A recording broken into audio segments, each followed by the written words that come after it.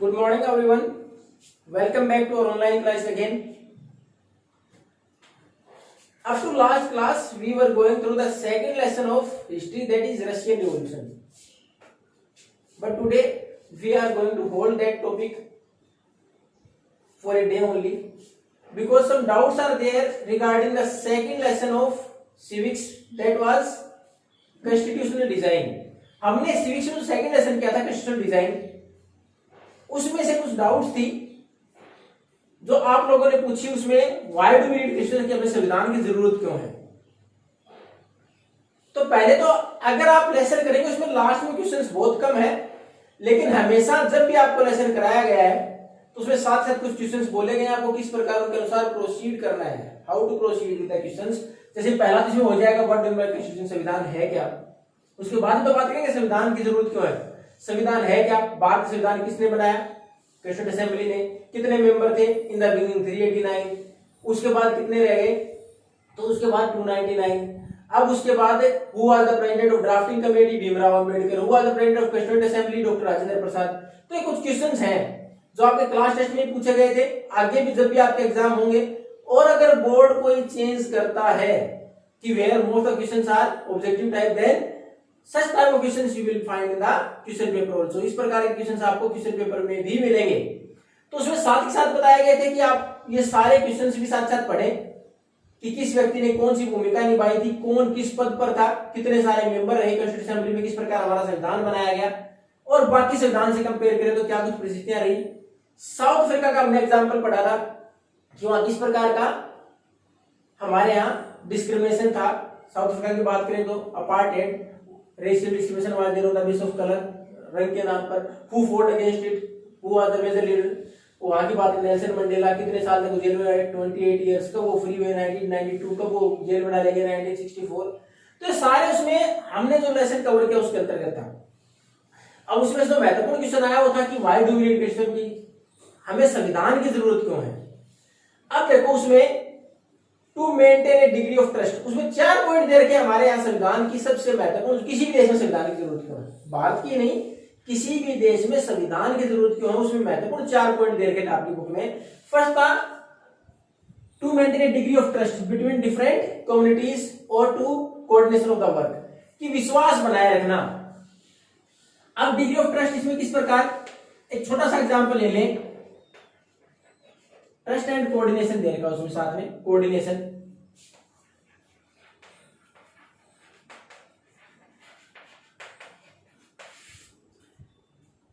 अब अगर कोई भी व्यक्ति आपके सामने को कमिटमेंट करता है कि I will provide such thing to you, और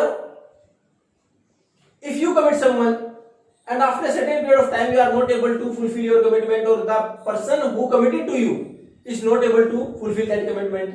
अगर ऐसा हो जाता है कि कोई भी कमिटमेंट होती है, कोई भी बात एक दूसरे से सामने रखी जाती है और पूरी ना हो, हम कुछ नहीं कर सकते, क्योंकि we just talk about it, हमने केवल बात तो की थी, नहीं करना। यानी किसी व्यक्ति ने आपसे कमिटमेंट की कि आपको 3 दिन के बाद या 10 दिन के बाद या 15 दिन के बाद आपको 15-20 हजार रुपए देगा, नहीं दिए, बोले नहीं दे सकता, बात खत्म हो गई। तो ये है कि हमारा विश्वास नहीं रहता, इस तरह से बातों में विश्वास नहीं रहता। संविधान अगर लिखित में है, अगर संविधान में ऐसा लिखा है कि हर समुदाय को क्या अधिकार मिलेंगे, किसके पास कितनी पावर होंगी, अगर उनके अधिकारों का हनन होता है तो वो कहां चला जाए, कोर्ट में चला जाएगा। तो संविधान विश्वास पैदा करता है लोगों के बीच में। तो पहला संविधान क्यों जरूरी है, to maintain the trust in different communities of the country. संविधान अलग अलग समुदायों के अंदर एक विश्वास पैदा करता है, डिग्री ऑफ ट्रस्ट, विश्वास पैदा करता है। किस प्रकार की संविधान में सारी चीजें लिखी हुई है कि अगर उसके खिलाफ, संविधान के खिलाफ अगर गवर्नमेंट भी जाती है, we can approach to the court. पहला काम to maintain the trust and coordination, आपस में सहयोग बनाए रखना, विश्वास बनाए रखना समुदाय के बीच में, संविधान उसका काम करता है। Next, how the government will be constituted, सरकार बनेगी कैसी, व्यवस्था संविधान में साफ साफ लिखा है कि जैसे इंडिया की बात करें, India is a democratic country and we are going to elect our government through elections, हम चुनाव के द्वारा हमारी सरकार बनाते हैं। And the leader of the majority party will be the prime minister of the country and in state chief minister of the state. तो हमारे मेजॉरिटी पार्टी का जो लीडर होगा राज्य के अंदर मुख्यमंत्री बन जाएगा, और देश के अंदर देश का प्रधानमंत्री बन जाएगा। ये हमारे संविधान में लिखा है। तो गवर्नमेंट कैसे बनाई जाएगी, संविधान में साफ साफ मेंशन है। कोई व्यक्ति आके ऐसे नहीं बोल सकता मैं शासन करूंगा। तो ये क्या है, ये हमारे संविधान की वजह से है कि हमारे संविधान में साफ साफ सरकार बनेगी कैसे। उसमें दूसरा ये भी दे रखा है, what will be the procedure to take decisions, कि डिसीजंस किस प्रकार लिए जाएंगे। तो किसके संविधान में मेंशन है कि गवर्नमेंट किस प्रकार डिसीजन लेगी, the representatives will be asked, चाहे ओपोजिशन है पूछे तो वो भी जाएंगे, तो डिसीजन लेने की प्रक्रिया कैसी होगी, उसके अंदर लोगों के विचारों को सम्मानित किया जाएगा, हमारे रिप्रेजेंटेटिव अपनी बात रखेंगे, उसके बाद सरकार को डिसीजन लेगी। पहले एक प्रस्ताव रखा जाएगा, उसके अंदर सजेशन सुझाव भी दिए जाते हैं, उनमें बदलाव भी होता है, उसके बाद कानून बनते हैं। तो पहला तो हमें विश्वास बनाए रखने के लिए, दूसरा सरकार बनेगी कैसे, और दूसरा डिसीजन किस प्रकार लेगी ताकि डिसीजन अच्छे तरीके से लिए जाए, उसके लिए हमारी किसकी जरूरत है, संविधान की जरूरत है। तीसरा, लिमिट्स ऑफ द गवर्नमेंट। अब हमने तो सरकार बना दी, वो अपनी मनमर्जी से कोई भी काम करे ऐसा तो नहीं हो सकता। अब नरेंद्र मोदी जी अचानक से आप लोगों को बोले कि अगले 3 महीने घर के बाहर कदम नहीं रखेंगे आप, या फिर पार्टिकुलर धर्म का व्यक्ति इस देश में नहीं रह सकता, या फिर उसके साथ साथ कि गवर्नमेंट सब कुछ हमारा प्राइवेटाइजेशन कर देगी, निजीकरण कर देगी, एक भी गवर्नमेंट सेक्टर नहीं रहेगा, यानी सरकार कहीं गवर्नमेंट सेक्टर में काम नहीं करेगी, यानी गवर्नमेंट केवल गाइड करेगी, सुपरविजन करेगी, लेकिन सब प्राइवेट हो जाएगा। तो उसमें क्या होगा कि लोग विरोध तो करेंगे, सड़कों पर आ जाएंगे, प्रोटेस्ट करेंगे, सरकार अगली सरकार के टाइम में वोटिंग की उसके खिलाफ करेंगे। तो हमारे गवर्नमेंट की लिमिटेशन देखती है सरकार कितना क्या कुछ कर सकती है, कौन से कानून बना सकती है, कौन से नहीं बना सकती, कौन सा संविधान के खिलाफ है। हमें राइट टू फ्रीडम दे रखा है, स्वतंत्रता का अधिकार, तब तक वापस नहीं दे सकते जब तक कि उस अधिकार की वजह से किसी और को नुकसान न होता हो।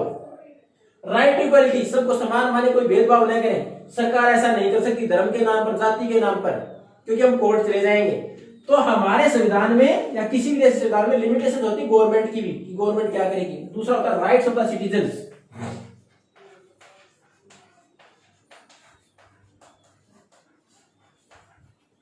अब लोगों के अधिकार क्या होंगे उसमें, यानी संविधान में पहला हमारा विश्वास बनाए रखना, दूसरा सरकार बनेगी कैसे, डिसीजन कैसे लेगी, और तीसरा क्या है, सरकार की भी लिमिटेशन होती है कि सरकार कौन से डिसीजन ले सकती है, कौन से नहीं ले सकती, और लोगों के अधिकार क्या है। लोगों के अधिकार मेंशन होते हैं संविधान में कि आपको ये अधिकार मिले, अगर इन अधिकारों के खिलाफ सरकार और एनी इंडिविजुअल कोई व्यक्ति उसके खिलाफ जाता है, we can approach to the court. अब हमारे पास हो गए 3। हम फोर्थ है, it also expresses the aspiration of the people. Express व्यक्त करना, एस्पिरेशन इच्छाएं, कि लोग हाउ और which kind of society will be there, किस प्रकार का समाज होगा हमारा, वो हमारा किससे रिफ्लेक्ट होता है कि हमारा समाज किस प्रकार का होगा, वो रिफ्लेक्ट होता है हमारे संविधान से। क्यों, संविधान बनाया किसने, by the people of the country, लोगों के द्वारा बनाया गया संविधान। किस प्रकार बनाया गया, रिप्रेजेंटेटिव और इलेक्टेड। अलग अलग जगह से बाहर के संविधान की बात भी करें तो हमारे यहाँ डिफरेंट प्रोविंसेस और प्रोविंशियल स्टेट से अलग प्रतिनिधि चुने गए, 389 डिफरेंट रीजन से थे, डिफरेंट रीजन से थे, different caste, different language background से थे। उन सब ने मिलकर एक हमारे यहाँ कॉमन चीज बनाई देश के लिए, वो था संविधान। से पता लगा हमारे देश के लोग किस प्रकार की इच्छाएं रखते हैं, देश को चलाने के लिए किस प्रकार की समाज की कल्पना करते हैं। तो एस्पिरेशन किसमें रिफ्लेक्ट होती है, संविधान में। तो ये क्वेश्चन पूछा गया था केवल, why do need a question, संविधान की जरूरत क्यों है। तो संविधान की जरूरत है पहला तो लोगों के अंदर विश्वास बनाए रखने के लिए, क्योंकि कहीं ना कहीं रिटर्न में हमें गारंटी दी गई, अगर ऐसा होता है तो ठीक, अगर ऐसा नहीं होता तो how we can counter that, उसका विरोध कैसे कर सकते हैं, हाउ रेमेडीज विल प्रोवाइड, और उसका सही तरीका कौन सा होगा, उपचार कैसे मिल जाएगा। उसके बाद गवर्नमेंट कैसे बनाई जाएगी, गवर्नमेंट डिसीजन कैसे लेगी, यानी उसी प्रोसीजर को फॉलो करे सरकार।